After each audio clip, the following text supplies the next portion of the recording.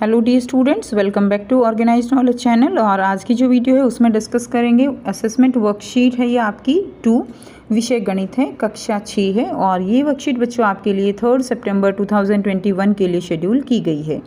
आज की जो वर्कशीट है बच्चों वो आपका टेस्ट है, ठीक है। 20 मार्क्स का ये आपका टेस्ट है जो आपको करना है। और प्यारे बच्चों बहुत ही ईजी है ये, ठीक।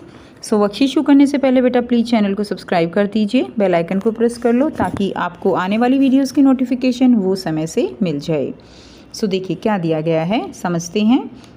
संख्या रेखा का प्रयोग करते हुए प्रश्न संख्या 1 से 4 में पूर्णांक लिखिए, ठीक है। तो देखिए 1 से 4 में पूर्णांक जो है यहाँ पर ये 1 से 4 में आपको पूर्णांक लिखने हैं।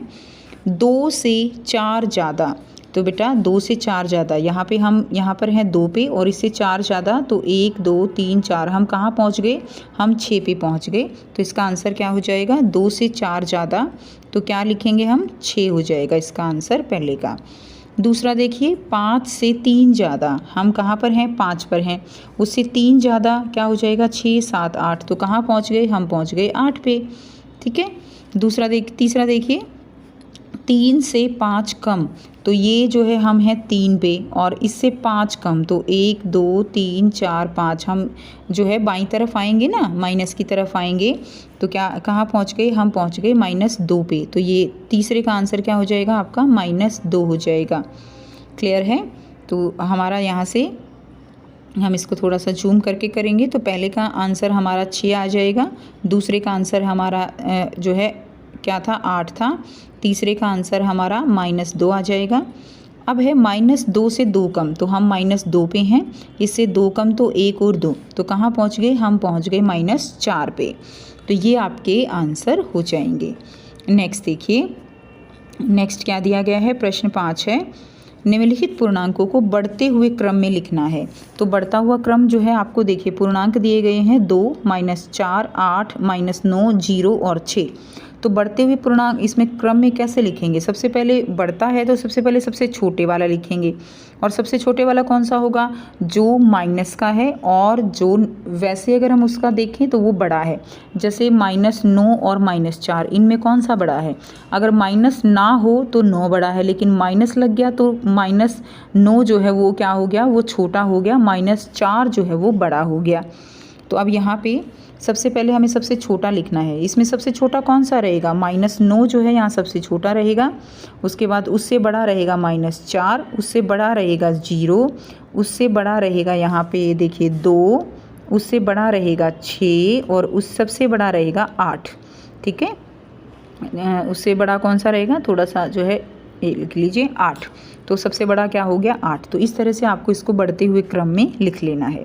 नेक्स्ट देखिए, नेक्स्ट है प्रश्न 6।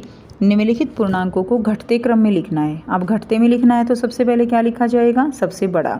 इनमें देखिए 8 -3 5 -9 31 और -53। तो सबसे बड़ा कौन सा हो गया, इनमें 31 जो है वो सबसे बड़ा हो गया। क्लियर है।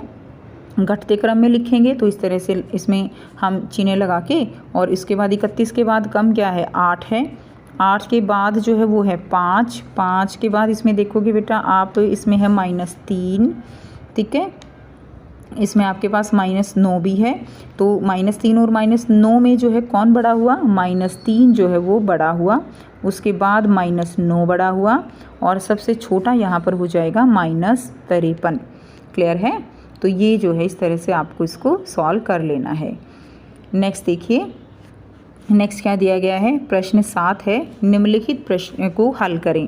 तो यहाँ पे हल करना है, ए दिया गया है +4 और माइनस जो है देखिए प्लस का 4 है और -+5 है। आप देखिए ब्रैकेट के बाहर जो है क्या है, माइनस है ना, तो माइनस प्लस क्या हो जाएगा, माइनस हो जाएगा, और -5 प्लस माइनस माइनस, ये हम पढ़ चुके हैं बच्चों, प्लस माइनस माइनस होता है, माइनस माइनस जो है प्लस होता है। अब देखिए क्या आंसर आ जाएगा, 5 में से 4 घटाइए, 1 आंसर आ गया, और माइनस का आएगा क्योंकि माइनस की जो संख्या है वो हमारे पास ज़्यादा है, तो आंसर आ गया -1। क्लियर है। तो ये आपका आंसर हो जाएगा। बी पार्ट करेंगे हम, तो साथ साथ बच्चों आप वीडियो पॉज करके और इसको कर लीजिए। बी पार्ट करेंगे। बी पार्ट क्या है, -5 है और +-6 है, फिर से प्लस माइनस माइनस हो गया, ठीक है। माइनस माइनस क्या हो जाएंगे, वैसे तो जुड़ेंगे लेकिन जो हमारा चिन्ह आएगा वो माइनस का होगा, तो कितना हो गया -11 जो है इसका आंसर हो जाएगा। सी करेंगे। सी देखिए क्या दिया गया है, प्लस का 7 है और प्लस का माइनस का 7 है, तो प्लस का 7 प्लस माइनस माइनस का 7, तो क्या आ जाएगा +7 - 7, उत्तर हमारा आ जाएगा 0। तो ये आपका सी हो गया। अब हम करेंगे प्रश्न 8। प्रश्न 8 क्या दिया गया है देखिए, ध्यान से समझेंगे। ऊपर दी गई संख्या रेखा को ध्यान से देखें। तो ये संख्या रेखा दी गई है और प्रश्नों के उत्तर देने हैं। संख्या रेखा पर रीना का स्थान क्या है, थोड़ा सा जूम कर लेते हैं बेटा। रीना का स्थान क्या है, तो यहाँ पर रीना का स्थान क्या है, ये देखिए रीना यहाँ पर है, तो रीना का स्थान है -3, ठीक है। संख्या रेखा पर टीना का स्थान क्या है, टीना का स्थान है 5, ये हो गया 5। रीना और टीना की स्थिति में क्या अंतर है, अंतर निकालना है ना, यानी क्या निकालना है आपको, यहाँ पर एक तरह से इसमें से घटा देना है। तो यहाँ पर जब हम अंतर निकालेंगे तो कैसे निकालेंगे, इस तरह से आप आंसर करेंगे। इसमें अंतर निकालेंगे तो -3, इसका तो 5 का है, इसका -3 का है, तो अब क्या निकल जाएगा, माइनस माइनस क्या हो जाएगा, प्लस और 3, तो क्या आ जाएगा, आंसर आ जाएगा हमारा 8। तो इसी तरह से आप अपनी कॉपी में कर लेंगे। आप वैसे भी देखिए 1 2 3 4 5 6 7 और 8 का अंतर है ना, तो इस तरह से भी हम निकाल सकते हैं और ऐसे भी करके हम निकाल सकते हैं, दोनों तरीके हैं। संख्या रेखा का प्रयोग करके भी आप सीधा काउंट करके लिख दीजिए कि 8 का अंतर है, और यहाँ से ऐसे करके भी लिख सकते हैं। नेक्स्ट देखिए, वर्ष के किसी विशेष दिन पर भारत में 3 स्थानों के तापमानों की सूची निम्नलिखित है। इन स्थानों के तापमान को रिक्त कॉलम में के पूर्णांकों के रूप में लिखिए। तो यहाँ पे शिमला है, शिमला 0 डिग्री सेल्सियस से 2 डिग्री सेल्सियस कम है। तो बच्चों कम है तो हम पीछे की तरफ जाएंगे, तो क्या हो जाएगा, 0 से 2 कम गए तो -2 आ जाएगा, -2 डिग्री सेल्सियस। क्लियर है, ठीक है। उसके बाद देखिए जो है हम यहाँ पे क्या लिखेंगे, दिल्ली में 0 से 20 ज़्यादा है तो प्लस का आएगा, प्लस का 20 हो जाएगा, ठीक है, पूर्णांक के रूप में जब हम लिखेंगे। नेक्स्ट देखिए, 0 डिग्री से 5 डिग्री सेल्सियस कम है, तो 0 से 5 कम गए तो माइनस में चले जाएंगे तो -5 आ जाएगा। तो ये जो है आप इसका आंसर लिख देंगे। नाउ क्वेश्चन नंबर 10 करेंगे। निम्नलिखित संख्या रेखा में पूर्णांकों को देखें और प्रश्नों के उत्तर दीजिए। तो यहाँ पे देखिए आपको क्या दिया गया है, ये जो है संख्या रेखा दी गई है। यदि बिंदु D जो है वो -8 है, बिंदु D क्या है बच्चों, बिंदु D -8 है, तो कौन सा बिंदु +8 है, तो यहाँ से हम देखेंगे तो ये क्या है, ये 0 है, ठीक है। तो यहाँ पे अगर हम वैसे भी देखें, अगर आप काउंट करो, देखो -8 ये है, तो 1 यहाँ से अगर आप आओगे तो -7 -6 -5 -4 है, ये -3 हो जाएगा, ये -2 -1 और ये क्या हो जाएगा 0। उसके बाद आप आगे देखिए 1 2 3 4 5 6 7 8, तो हम 8 पे कहाँ पहुँचे, H पे पहुँचे, तो हमारा आंसर क्या हो जाएगा, H जो है वो हमारा आंसर हो जाएगा।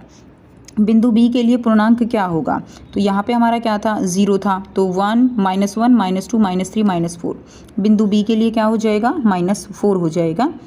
C देखिए, बिंदु G धनात्मक है या ऋणात्मक है, ये आपको बताना है। बिंदु G तो ये है ना, ये 0 है हमारा, तो 1 2 3 4, तो बेटा हम जब राइट साइड देखते हैं ना तो हमेशा धनात्मक होते हैं और लेफ़्ट साइड हमेशा ऋणात्मक होते हैं, तो ये क्या हो जाएगा, ये जो है धनात्मक होगा, क्या होगा, धनात्मक। तो इसमें आंसर लिख देंगे धनात्मक। तो ये थी आपकी आज की वर्कशीट। आई होप सभी स्टूडेंट्स को क्लियर है। कोई भी डाउट है बच्चों पूछ सकते हो। वीडियो अच्छी लगी तो प्लीज़ लाइक कर दीजिए, शेयर कर दीजिए और चैनल को सब्सक्राइब कर लीजिए। So thanks for watching. मिलते हैं नेक्स्ट वीडियो में नेक्स्ट वर्कशीट के साथ। Take care.